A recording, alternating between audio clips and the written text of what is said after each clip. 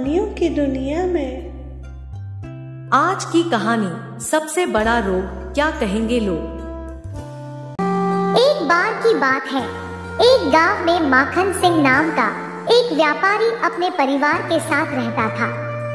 माखन सिंह के पास चतुर नाम का एक गधा भी था। माखन सिंह शहर जाता और वहां से खूब सारा सामान खरीदकर चतुर की सहायता से गांव में लाकर बेचता था, जिससे उसको अच्छा मुनाफा होता और वो खुशी से अपने परिवार का पालन पोषण करता। एक दिन वो चतुर के साथ शहर जाने के लिए निकल ही रहा था कि उसके बेटे चिंटू ने कहा, पापा मुझे भी शहर जाना है। नहीं नहीं, तुम साथ जाकर क्या करोगे? यहीं रहकर पढ़ाई करो, मैं तुम्हें फिर कभी और ले चलूंगा। लेकिन चिंटू अपनी जिद पर अड़ा रहा। आखिरकार उसकी जिद के आगे माखन सिंह हार गया और कहने लगा, ठीक है, तो चलो, आज मैं तुम्हें शहर घुमा कर ही ले आता हूँ। फिर माखन सिंह अपने बेटे और चतुर को लेकर शहर की तरफ चल दिया। वो कुछ दूर ही चले थे कि रास्ते में उन्हें एक बुजुर्ग व्यक्ति दिखाई दिया। बुजुर्ग व्यक्ति उन तीनों को देखकर हंसने लगा और कहने लगा, देखो देखो कैसे मूर्ख लोग हैं, गधा साथ है फिर भी पैदल चल रहे हैं। उसकी बात सुनकर माखन सिंह ने अपने बेटे से कहा, ये आदमी बात तो ठीक कह रहा है। बेटा तुम एक काम करो, तुम गधे पे बैठ जाओ, वैसे भी तुम आज बहुत पैदल चल लिए हो। अपने पापा की बात मानकर चिंटू गधे पर बैठ गया और फिर तीनों शहर की तरफ चल दिए।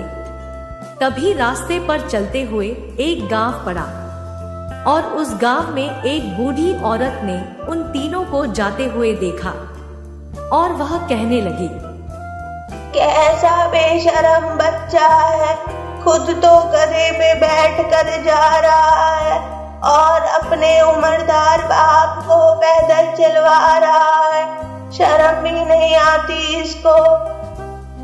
उसकी बात सुनकर चिंटू को बहुत बुरा लगा और उसने अपने पापा से विनती की, पापा ये आंटी ठीक कह रही है, आप चलते चलते थक गए होंगे, आप चतुर के ऊपर बैठ जाइए, अब मैं पैदल चलता हूँ।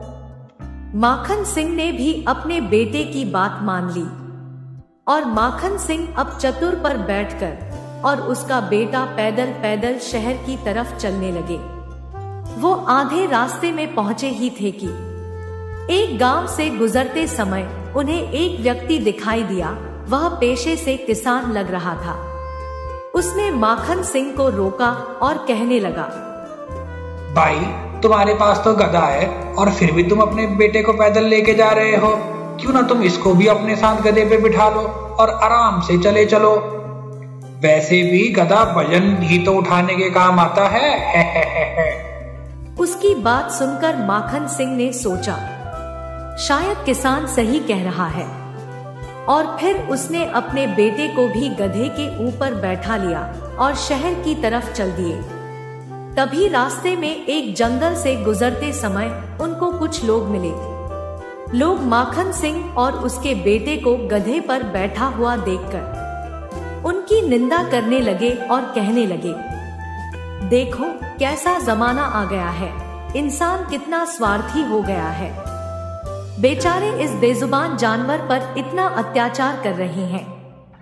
देखकर लगता है ये निर्दयी लोग आज इस बेचारे जानवर की जान लेकर ही रहेंगे। अब की बार उनकी बात सुनकर माखन सिंह को बहुत गुस्सा आ गया। वह गधे से उतरकर उन लोगों के पास गया।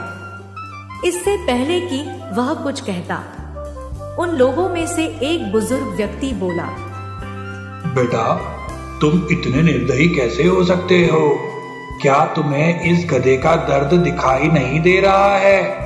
तुम्हारे वजन के कारण इसकी हालत बहुत खराब हो चुकी है। अगर यह कुछ दूर और चला तो पक्का मर जाएगा।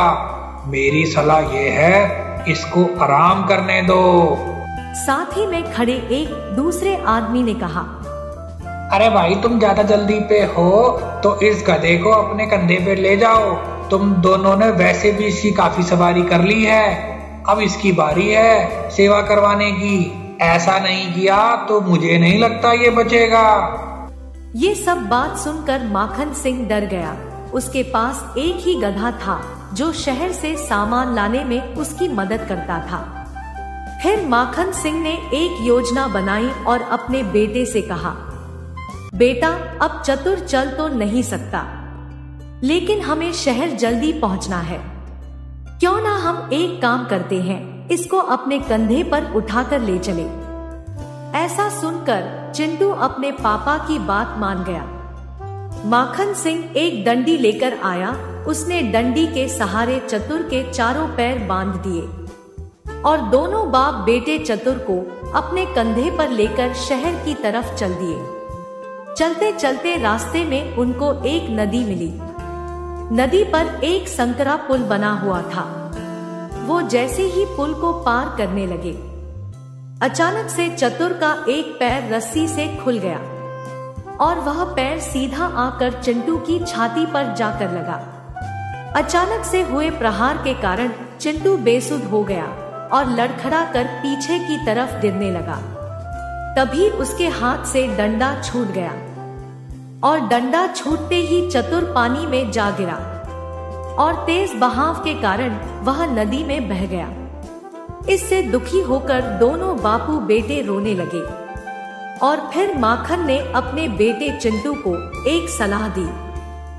बेटा मेरी एक कहावत हमेशा याद रखना, सबसे बड़ा रोग क्या कहेंगे लोग। तुम कभी भी परवाह मत करना कि लोग तुम्हें क्या कहेंगे, और ये भी मत सोचना कि पीठ पीछे तुम्हारे बारे में क्या बातें बोलेंगे, क्योंकि तुम कभी अच्छा करो या न करो, लोग हमेशा ही पीठ पीछे बातें ही बनाएंगे और तुम्हें हमेशा अच्छा काम करने से रोकेंगे ही। तो बच्चों, इस कहानी से हमने क्या सीखा? हमने सीखा कि हमें अपने जीवन के महत्वपूर्ण फैसले सोच समझ कर लेने चाहिए, ना कि दूसरे लोगों की बातों में आकर।